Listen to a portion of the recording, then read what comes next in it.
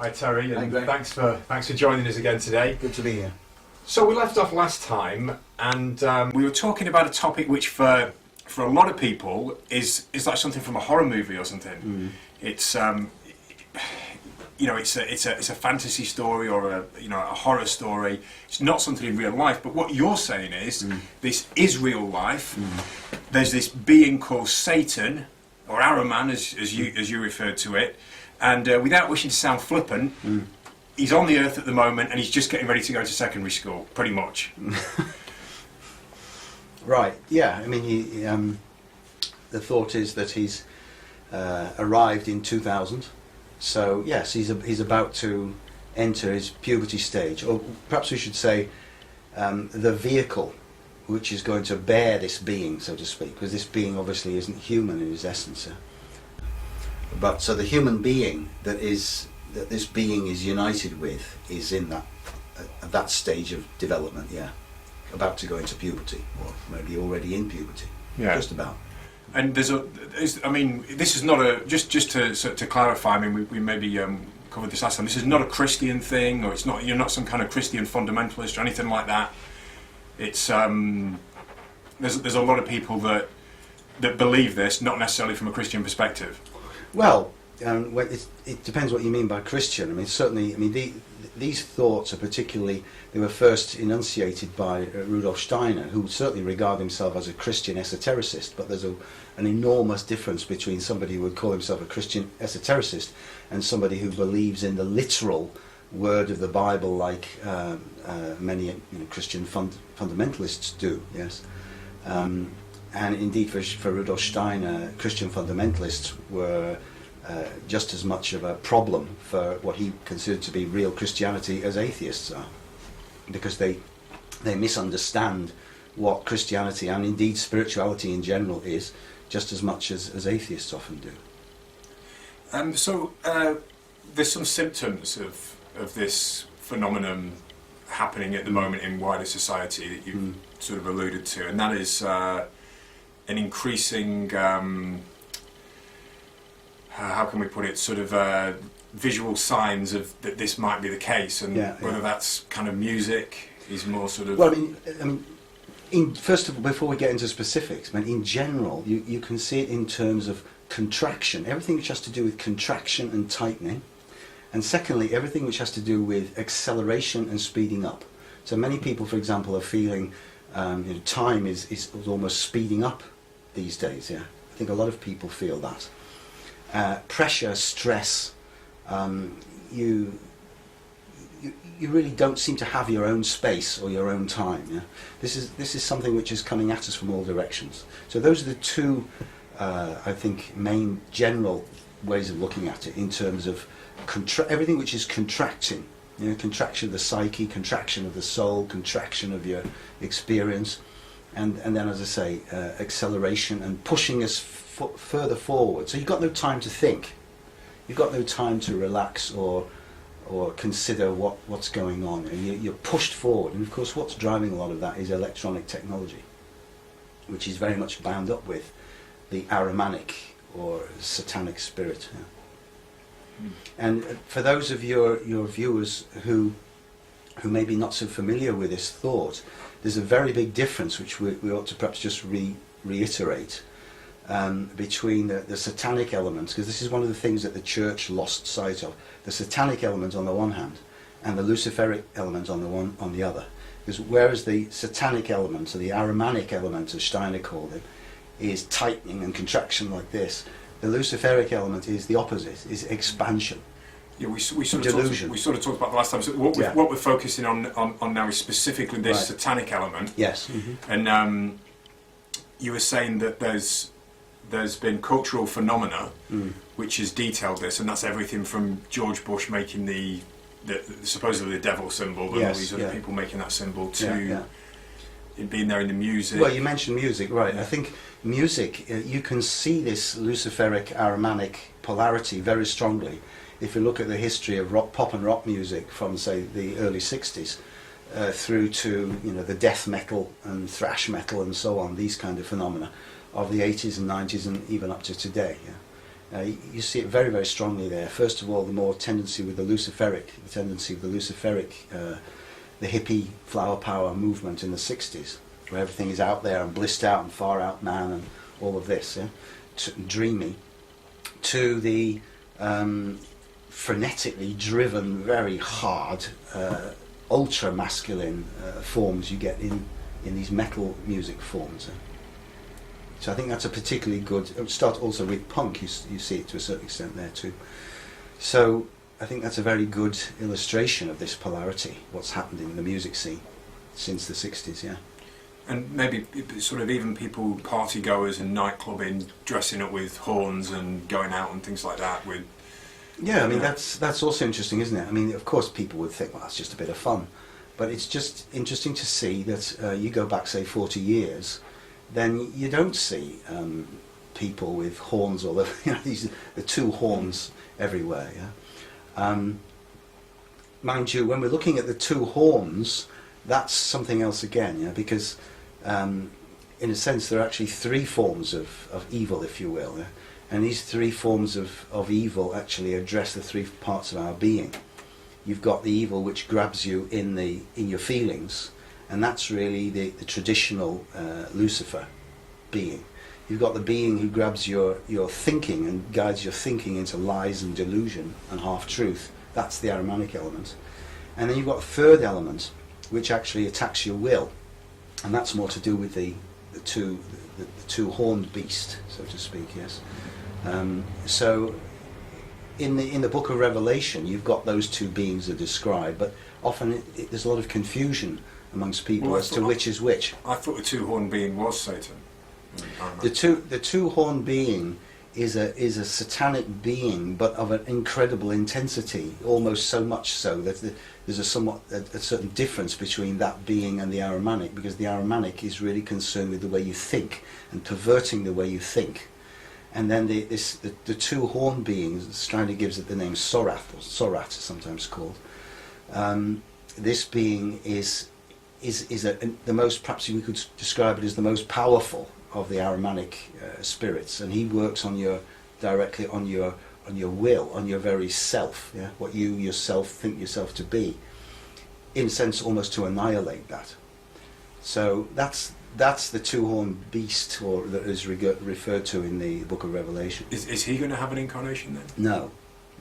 This being apparently does not come into incarnation, but we can see his activity at 3 points in history, in around the year 666, and then the next repetition of that, 1332, and the third repetition of that, 1998. So this being occurs in history at particularly intense times. That's why our time is so particularly dark, because you've got a double effect. You've got that being's effect coming in around 1998, yeah? Not only in that year, but a period around then. And you've got this incarnation, actual with a human being, of the Ahriman being. So you've got double darkness, as it were, yeah? And that's why our time is particularly challenging. Right, okay. So it's like a vice-like grip on the earth at the moment, increasing control in every aspect of life. In every aspect, yes. And maybe that's where we see more and more laws coming in. You can't do this, you can't do that. That's right. More and more sort of machine-like. All forms, surveillance, bureaucracy, things are coming at us from all directions, so the human soul feels increasingly constricted like this. Yeah? And that is very much of this Ahrimanic gesture. There's no room to breathe.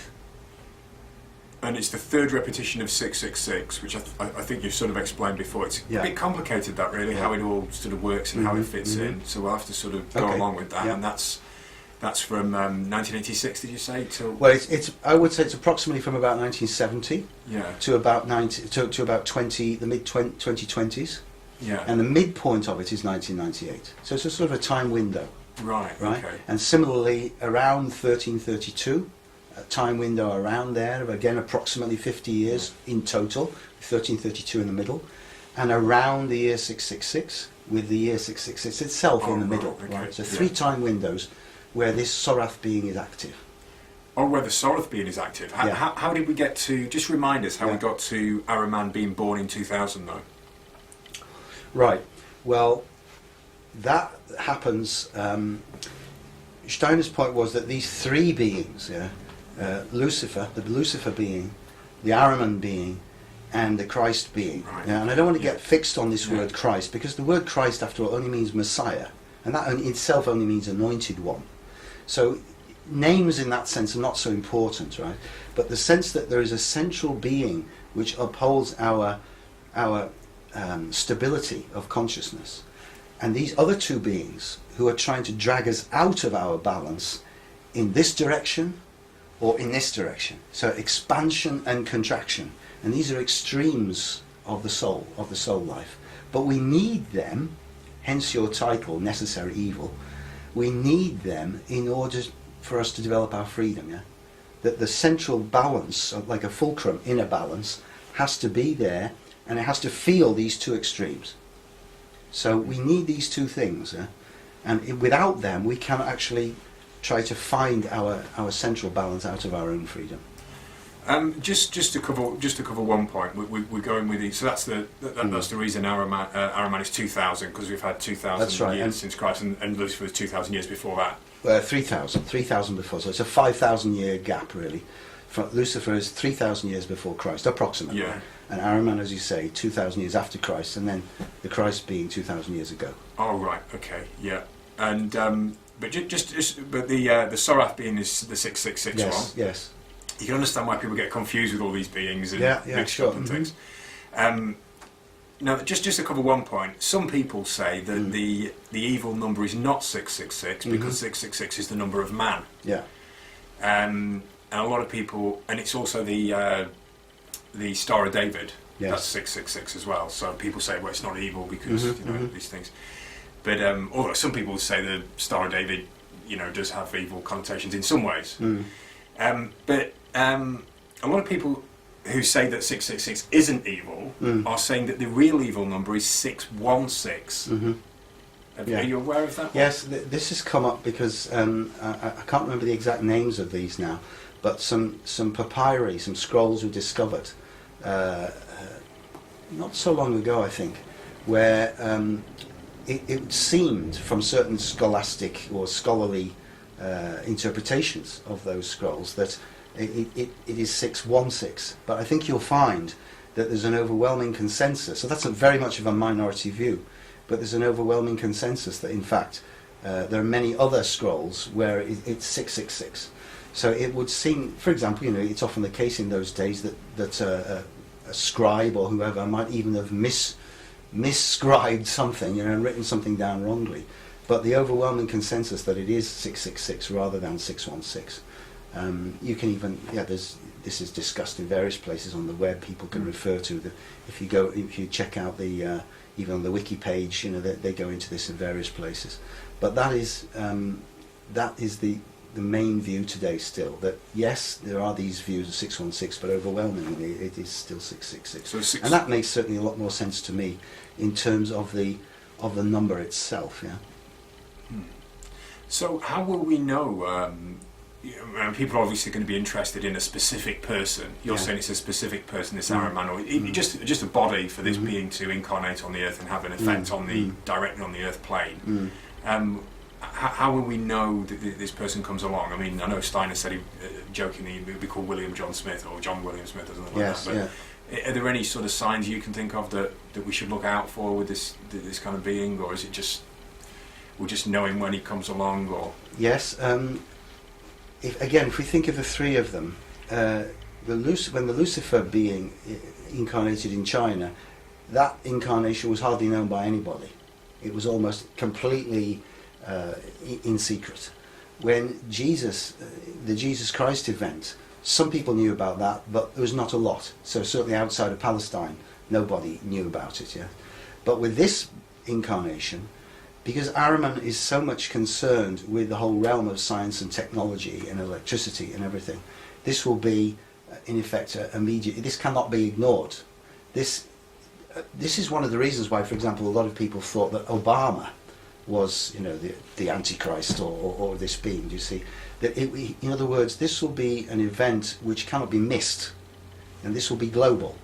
Yeah, but it will be an event of such a kind that this will be a very noticeable person, a very noticeable individuality, when he finally emerges as an adult on the stage, on the world stage.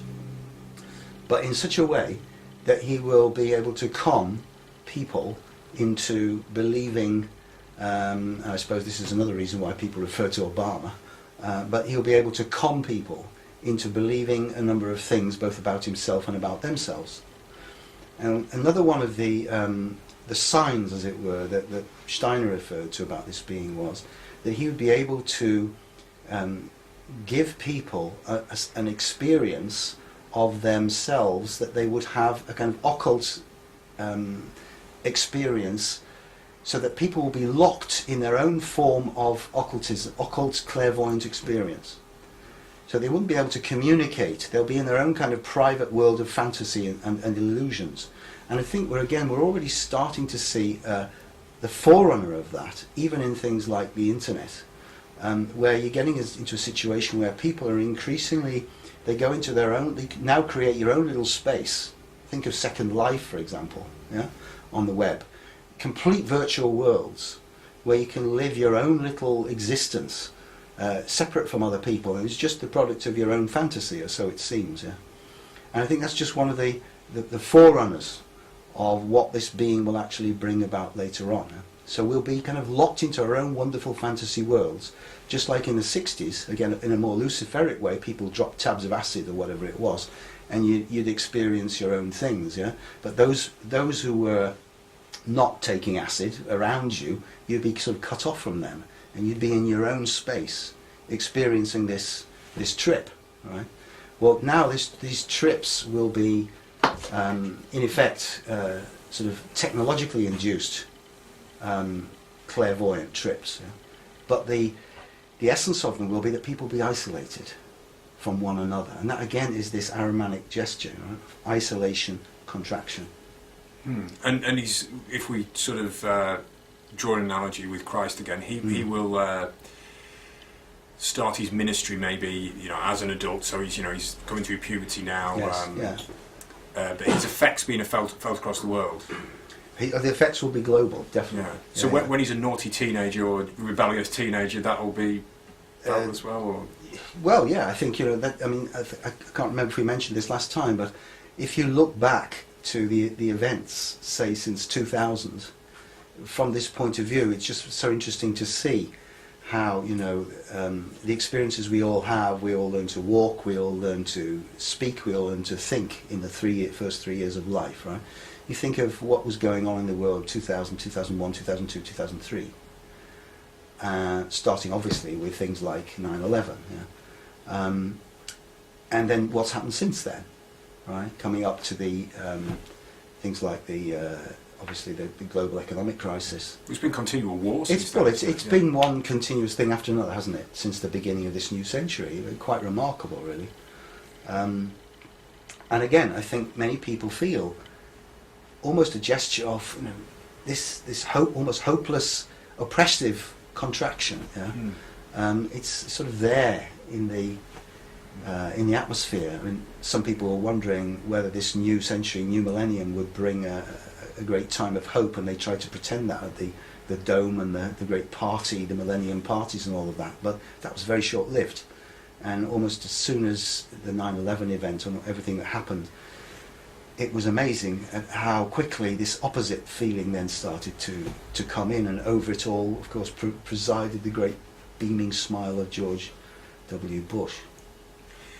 So in terms of this being, what year do you think that will, I don't want to put you down to a specific year, but Yeah. what year about do you think he will come into prominence where we'll have a pretty good idea who it is? I mean, obviously he's going to try and, what you're saying, it's like a wolf in sheep's clothing then. Yeah, Yeah, he's going to pretend to be Yeah. good and this kind of thing. yeah, that's right. I would hazard a guess at about in the 2030s.